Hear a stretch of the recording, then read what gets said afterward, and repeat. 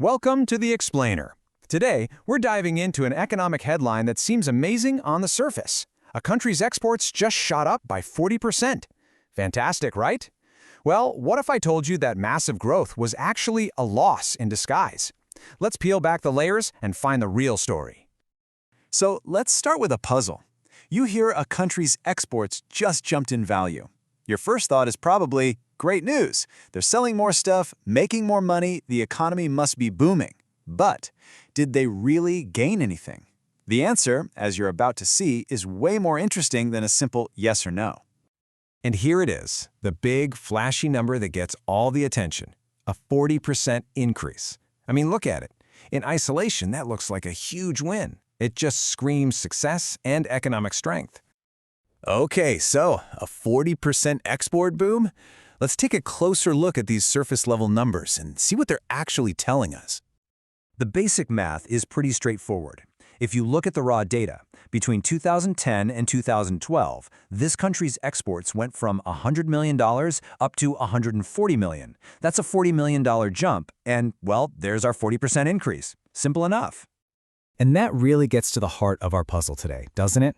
A 40% increase sounds fantastic, but is it the whole story? As you probably know, in economics, a single number almost never tells you everything. Context is king. Now we get to the rest of the story, the hidden factors.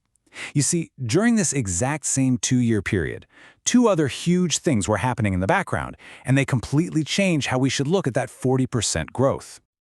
First up, the country's currency got a lot stronger on the world stage. The nominal exchange rate, that's the one you see on the news every day, it soared by a staggering 90%. And at the exact same time, things were getting more expensive to make back home. Domestic prices jumped by 20%.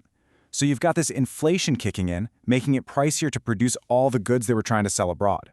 So how on earth do we make sense of all this? We've got a 40% rise in exports, a 90% jump in the currency's value, and 20% inflation. It's a mess. Well, lucky for us, economists have a special tool to cut through all this noise.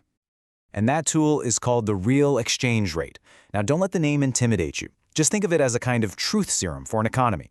It takes the regular exchange rate and adjusts it for inflation to show us a country's actual competitiveness in the global market. And that's really the key difference we need to get our heads around.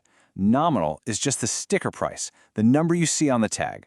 But real is what that money can actually buy after you factor in things like inflation. One is the surface story, the other is the economic reality.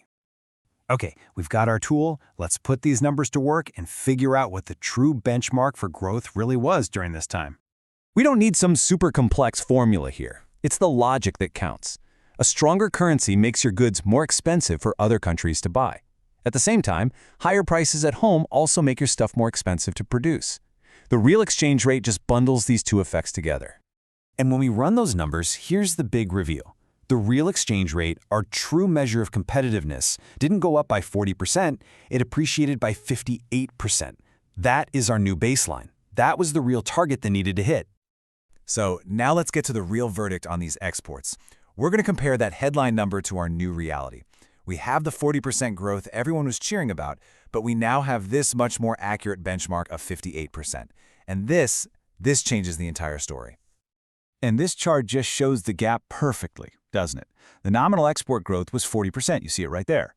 But just to keep pace, just to not lose any ground against the real change in the exchange rate, their exports needed to grow by 58%. So because that 40% growth fell so short of the 58% benchmark, the country's export sector actually went backward. Can you believe that? Even though they sold more in dollar terms, the real competitive value of what they sold had been eroded. The growth was basically an illusion. So what's the big lesson here? Why does this whole distinction between nominal and real matter so much, not just in this example, but for anyone who wants to understand the economy? It all boils down to this. Headline numbers are just the tip of the iceberg. The nominal value is what you can see on the surface, but the real value tells you what's truly going on underneath, accounting for those powerful, often hidden forces like inflation and currency changes. And you have to understand that difference to get a real read on economic health. And that leaves us with a final thought. The next time you see a big, impressive economic number in a headline, whether it's about jobs or GDP or wages, I want you to pause for a second and ask yourself, what other parts of the story might be hiding just beneath the surface.